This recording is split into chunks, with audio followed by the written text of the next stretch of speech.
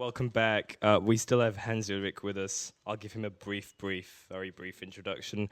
Hans Ulrich is the co-director of the Serpentine Gallery, where he's curated numerous exhibitions. Recent publications include, or rather we don't have them, but many recent publications. One I should say on Edward Gleason, he has a pamphlet with him. We can promote that project. And they're all joined by Godfried Donkor. Godfried Donkor was born in Kumasi, Ghana, and moved to London in 1973. In 1989, he undertook a BA in Fine Art and Art History at Central St. Martin's College of Art and Design in 1995, and his MA in the School of Oriental and African Studies. He later studied postgraduate painting in Spain in 1991. Godfried has held several solo exhibitions since 1995 across Europe, Africa, and the US. He was previously featured in the international exhibition Salamanca in 2003, Venice 2001, and the Tate Modern in 2003 and 4, and Around the World in 80 Days at the ICA in 2006. Welcome, Godfried Donkor and Hans Ulrich. Thank you. Thank you very much. Thank you so much. It's a great pleasure to continue with this second conversation today with Godfried, and it's again the first time we do an interview. So I wanted to begin with the beginning, as we began with Ottobock, with her beginnings, and I was kind of curious about how it all started with you and art. If there was a sudden epiphany or a gradual transition or an encounter, about how did you come to art, or how did art come to you?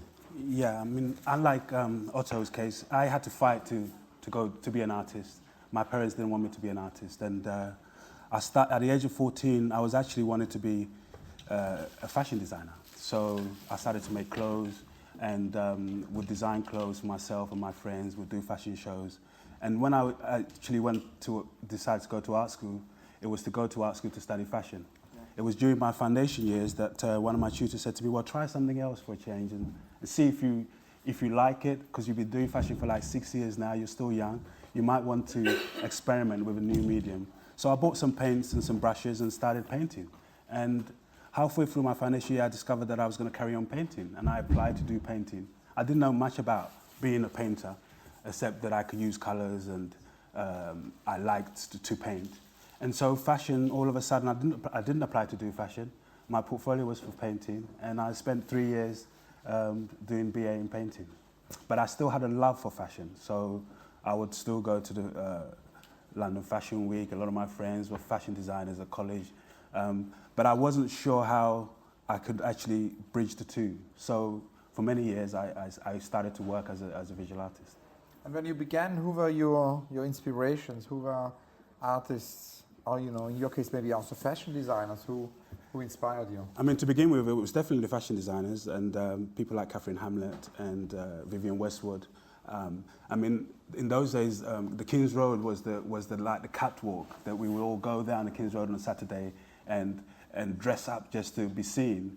And but in terms of art, those days it was also the Basquiat's, and the New York art scene was really influential for us at art school. So we would look at the New York art scene and try to, or wish that we had that in London. And I mentioned earlier, the late Ernest Mancoba, and him sort of telling me about this whole, history of South African, modern art. And I was wondering, in terms of Ghana, you moved from Ghana to the UK when you were 8 years old in 1972. So there's obviously this, background, these beginnings in Ghana. Were there any artists from Ghana who inspired you?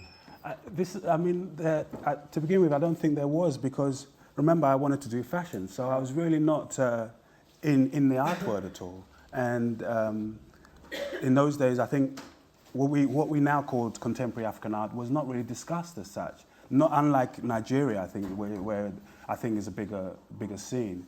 But for me, I didn't have any knowledge of African artists at that time. I went straight from fashion here to fine art here. And like I said, I was looking to New York, actually, to see what people were doing there. Because in New York, I can identify with some of the artists that were working, both from street artists who became gallery artists. And was it maybe, so it wasn't a priori, but was there maybe an a posteriori kind of connection? Did you then later maybe get interested in the history of...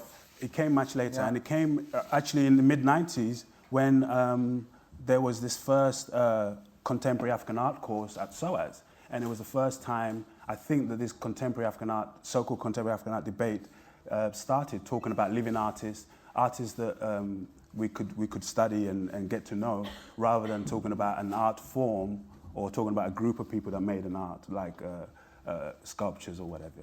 So it was not until '95, I think, that I really started to study African art history.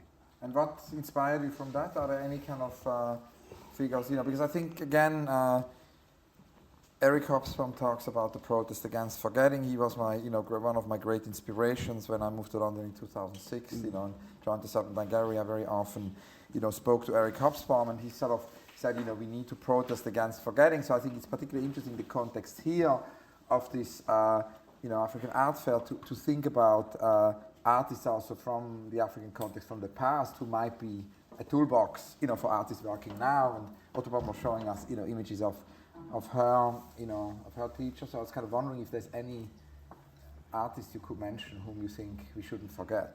Yeah, no, for me in the early days, I mean, it was interesting. Because I didn't have the knowledge, I wanted to find out who was living and working in Africa. So there was the obvious Elena Sui in those days, Ablali Glover from Ghana, artists from South Africa who were being talked about then. But again, it was like the beginning of that discourse.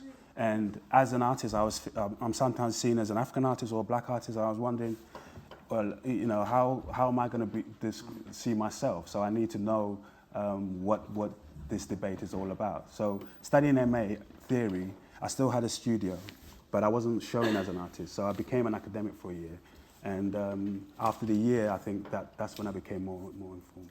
And then there is also in your many parallel realities, in fashion, there is your, of course, main reality, as an artist, but then there is also you as a curator, because you initially began as a curator in the early 90s after graduating. I was wondering if you can tell us a little bit about this and about the shows you curated, and if it's something you're still interested in, if you still feel you're also a curator, or if that's the past. Yeah, I mean, when I left art school, I went to Spain and did some training and postgraduate courses there. I worked for artists as an artist assistant for a while, just to get to know studio craft and how to run a studio. And then when I came back to London, I was working as a curator, also because I wanted to know how to install work, how to present exhibitions, how to work with artists, to know what artists wanted, so that you can facilitate an artist in terms of my own work that would come into how I wanted my work to be shown. So for many years, I wasn't actually exhibiting. I worked on projects in the Second Biennale in Johannesburg.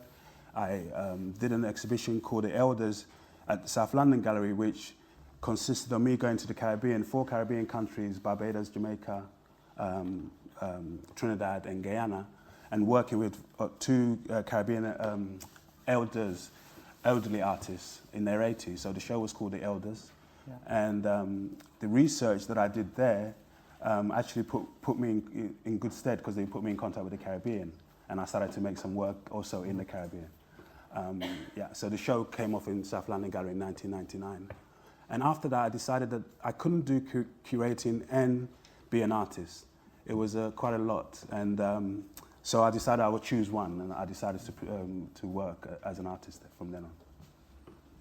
Now, one thing we discussed before with Ottobon, which I wanted to ask you as well, is that sort of whole beginning of the catalogue raisonné, because I'm kind of interested in, we talked about your time as a student, we talked about your beginnings, we talked about you in fashion, then as a curator, then the decision to focus on your art practice.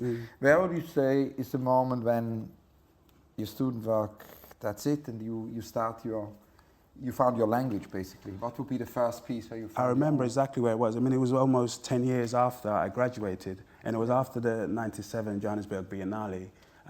After that, after Oquist Biennale. After the Oquist Biennale, I showed some work to a curator who was working on the Dakar Biennale, and that work got accepted in Dakar. And so that was the first.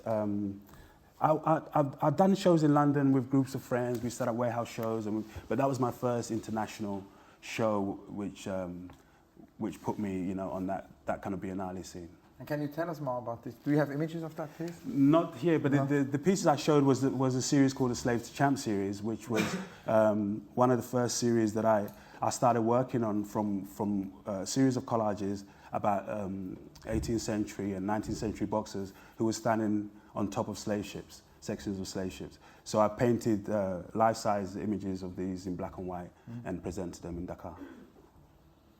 Now, these collages is obviously something which then continues and plays a role. I was wondering kind of how you go about creating these collages, if they are planned or if there is chance involved, and also the notion of the archive. You know, if you start with a kind of a image bank or each time find new sources, how does the research work in terms of these collages? And I'm very interested in your archive to sort of know a little bit more about how your archive is organized. Yeah, there's a bit of both actually, because the archive is always there. I mean, artists always we're hoarders, aren't we? So we're always collecting material, newspapers, images. I have people sending me images, libraries from books, and the collages would initially would start from literature that I read, and then illustrations and engravings. And I think the reason I started working a lot with 18th century engravings is that there's so many of them. There's so in many different forms. So I would actually select certain images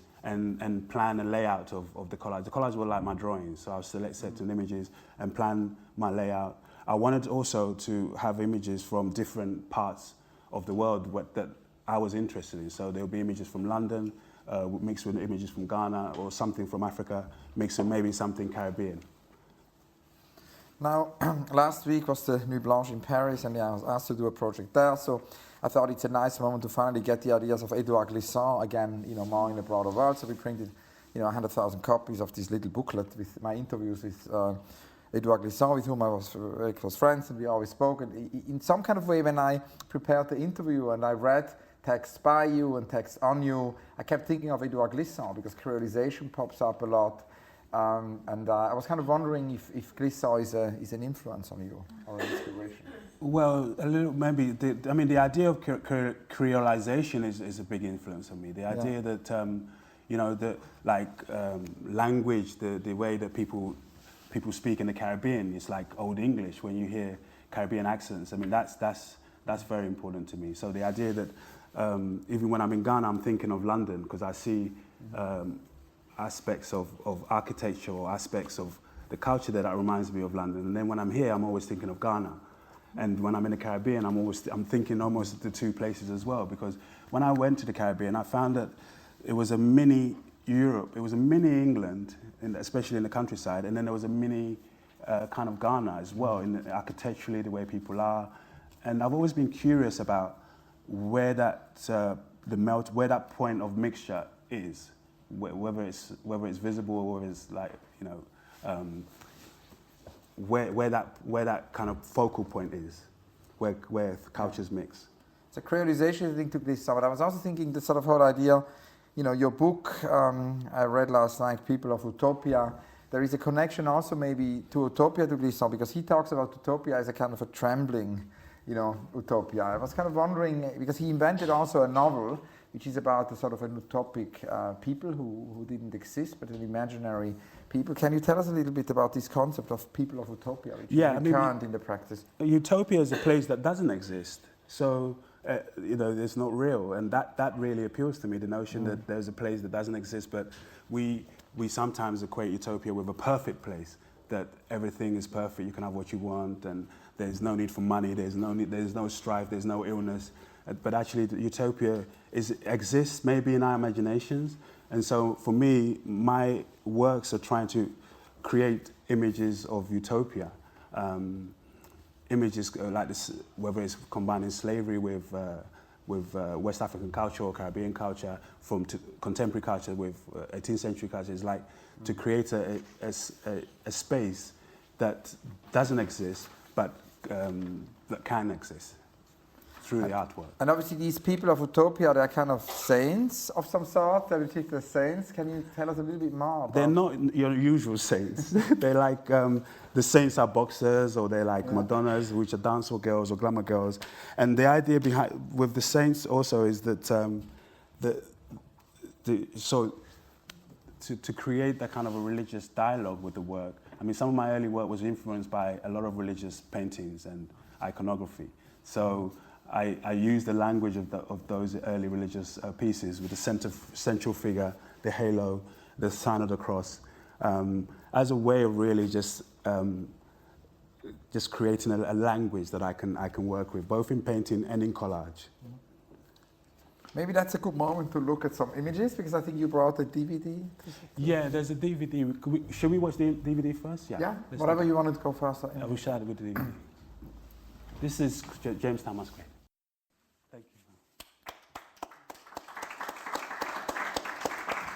Can you tell us a bit about the genesis of this piece? Yeah, so this DVD was not part of the original project for Jamestown Masquerade, but I documented the process. And what happened with the Jamestown Masquerade piece was a kind of 18th century photo shoot. So I wanted to do an 18th century photo shoot in Jamestown. And I decided to design the costumes based on 18th century costumes and European costumes and kind of traditional Ghanaian costumes. But once I started that, I went to Ghana to do some research and find locations to shoot. So Jamestown was the place I ended up, which is the oldest part of Accra. It's where the Danes, the Dutch, and the British first settled, and it has the oldest buildings. And so I was looking for, I knew the beach would be one scene for this photo shoot. I wanted to find kind of an urban scene for it too. And luckily, in the middle of Jamestown, we found that amazing house, which was derelict, and but squatted by a family. And so we also fortunately managed to find who owned it and get permission to shoot there. So we started the shoot in the morning at the house, and then we went onto the beach and shot there. I brought the Venetian mask from Venice, actually. And after the shoot of the morning, in the evening, we had a performance that we had to give. So during the performance, they had music and the Winneba Choir, and they asked what kind of music I wanted. And I always liked the idea of classical music. I always had this idea of classical music also being played in the 18th century in somewhere like the Caribbean for a grand house, and the owners of the plantations are having a party, and all the servants, who are actually essentially slaves, are listening to Mozart being played by a live band kind of thing, and then having the music in their head as they go home really tired, you know, like from working all day. And the relationship between, for me, when I listen to classical music, if I'm here, I'm always thinking about how that would transform to somewhere like Ghana or to the Caribbean, to Jamaica or to Trinidad. So I asked the choir to play something from the 18th century, maybe Handel, and so this is meant for me, my documentation of the whole process. But the artwork was actually the costumes, which I wanted it to be made as more sculptural pieces that are worn by people. They're not clothes for fashion magazines or for the street, obviously, and the pictures that will come from that as well. But it's interesting also because obviously by designing these clothes for the performance and for the film, it kind of reconnects to your earlier kind of work with fashion. And I read that that's also something which became important outside your artwork, again, because you designed this football kit for the Ghana team. And it's interesting because the other day I spoke to Peter Saville, and he obviously famously, did the T-shirt for the English football club, and you famously did the one for the Ghana football club. Can you tell us a little bit about this? I mean, that's very much art for all, I suppose. Yeah, that what was Gilbert and George would call art for all. That was a bit of fun, actually. No, that was so last World Cup in South Africa was the first African World Cup. Yeah. I was in South Africa for a series of shows and exhibitions as part of the FIFA projects, and so I had a commissioned exhibition in Joburg. And I got a call from Mark Coetzee, who was then, I think, one of the curators at Puma.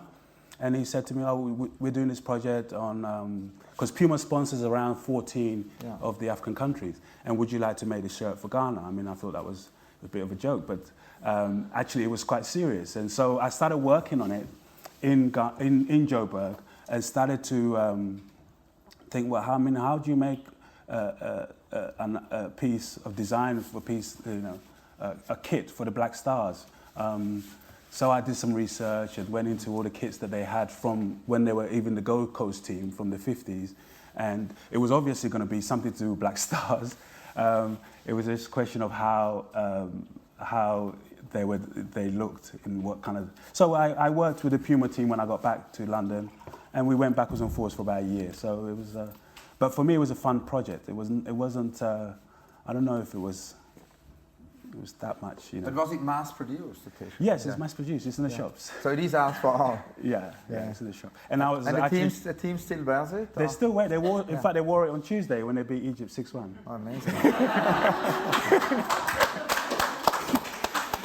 So besides the connection to football, I was saying to a friend, that's my biggest show because every time they wear it, that's brilliant. And obviously, also, you know, the connection to football is one thing, but there is also your connection to literature. And I'm very interested in that also because somehow, you know, throughout the 20th century, all the great moments of avant-garde, if you look into surrealism or Dada, or even the neo-avant-gardes of the 60s, like Fluxus, what they all have in common is that very strong, you know, connection to literature. And in our time, you know, we always talk about the connection between art and music, and you know, art and fashion, and art and sports. I mean, there are many, many connections about art. Field of art has expanded a lot, but we somehow don't talk that much about the sort of so essential connection to literature anymore. And I found it very interesting reading, you know, interviews and texts by you that very often there is a kind of an emphasis on your link to literature, and you say that playwrights or writers such as Beckett or Pinter, also Pushkin, have inspired you. So I wanted to ask and go a bit deeper with that, and ask you to tell us a little bit about this inspiration and how you connect to literature. I mean, I think my connection to literature was very, very early on in my school days. I would read anything I could get my hands on, anything to do with Africa. I mean, there wasn't anything to do with Africa, Ghana, whatever, anything to do with the Caribbean. I was curious about the Caribbean for some reason before I went there, almost obsessively, because I would, one of my first thoughts about it was literally, I mean, how African people got to go to the Caribbean, obviously the history of slavery. I was also really into historical literature as well as fiction. They were kind of like, they would create, when I read a book, it would create images that I can make work from, literally. So it was a source of material for my image making. Pushkin, for me, you know, is one of those, is great poet and a great writer. And when I read Pushkin, I was able to kind of concentrate on, you know, my process of image making as well. Do you see what I'm saying? So, yeah. And have you ever collaborated with writers or? I did a project actually in Krakow in 2011, where I collaborated with Eko Eshon.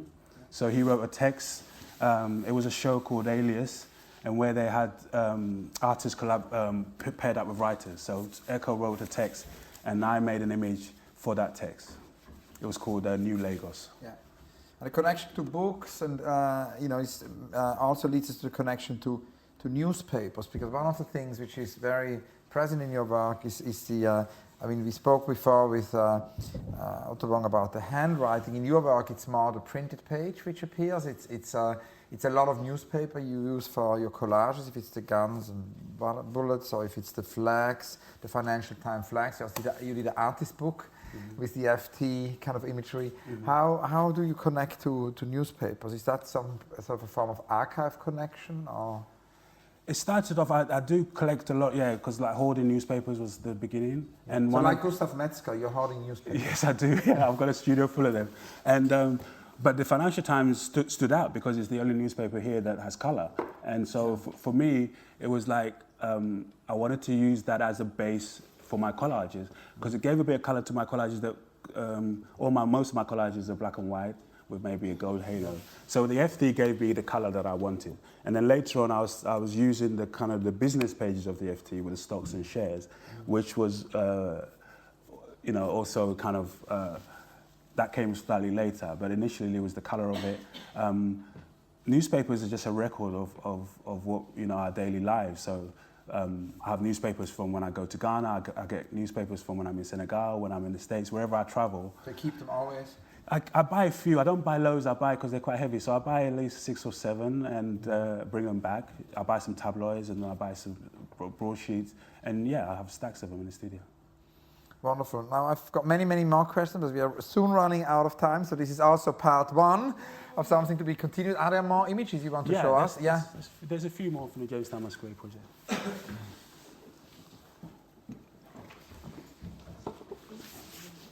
So we started off at the house, and it has to go back like that. And these are some of the houses that are still in Jamestown. Unfortunately, the first house we found got demolished shortly after the project, and no longer exists. You could just go through them.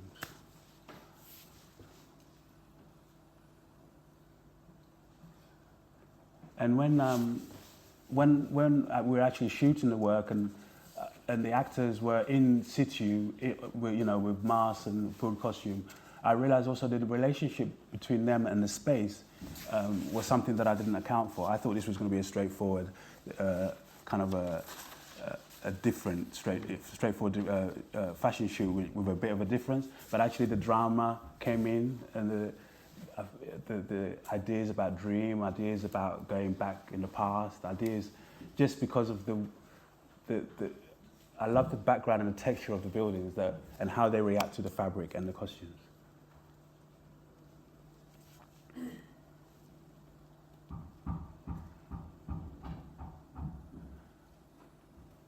And then when we finally went onto the beach, it was the beach in Ghana. I spend a lot of time whenever I'm there. I spend a lot of time on the beach. It's for me, my vista there is looking always to the Caribbean and to the west and to Louisiana and Southern American states. So it's for me, it's like I wanted the actors to look from the beach to the west, almost as if they came from there.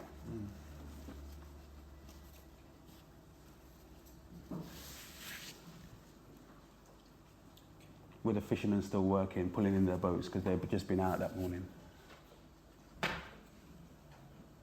And this is how Jamestown is even today. It's a shame this can't be a slideshow, but that's fine actually. Maybe it gives us an idea. One of the things I was wondering before, looking at your films and also the collages, I was kind of wondering if digital technology changed anything, if the internet changed the way you work. We talk about newspapers, which you use physically. Is there something which has changed? Because I visited your website, and your website is quite minimal. It's very minimal. It came to my mind because you mentioned the slideshow. Because this is a sort of a slideshow, but your website is another sort of a slideshow of images, and there's an email address so one can contact you.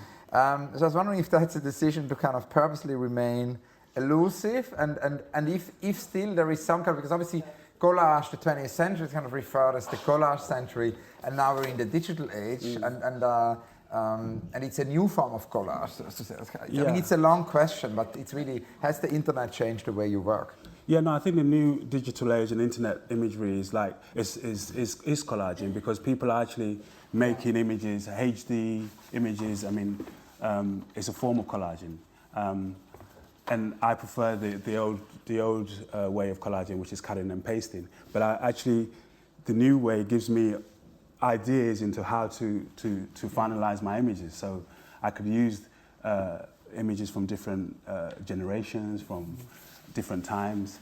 But yeah, I see that a lot of the images today is collage, whether it's digital or not. Now, last but not least, the only recurrent question, actually 2 last questions. The only recurrent question is the question about the unrealized projects. We ask Ottobank, projects have been too big to be realized, too small to be realized, censored projects, self-censored projects, maybe forgotten projects in your lockers.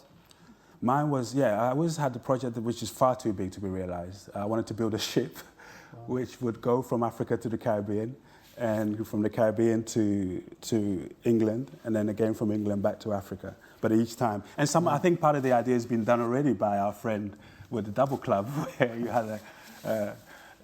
had a nightclub in London, which was part. Yeah, but the idea was that when the ship went from Africa, there would be a different activity when it came from. But no, it was far too big. But it's still a dream. So another lovely connection to Edouard Glissant, who always drew this ship which would connect. the Caribbean to all other geographies. And that leads to the very, very last question. You know, Rainer Maria Rilke wrote this lovely little book, which is an advice to a young poet. I was kind of wondering, because obviously many, you know, young artists also here in the audience and students. So I was wondering, what would be in 2013 your advice to a young artist? To enjoy their process, research, and you know, I think art should be enjoyed. You know, so do a lot of research and enjoy your process. Great, Godfried. Thank you very, very much. Thank you all. Thanks a lot. Thank you. Thank you. Thank you very much. Thanks a lot. Urgent questions. I'm very happy to hear from Koyo that even if I'm told we're running out of time, we still do have time for questions. So that is great news. Urgent question. There must be one question, no? No? Everything is explained.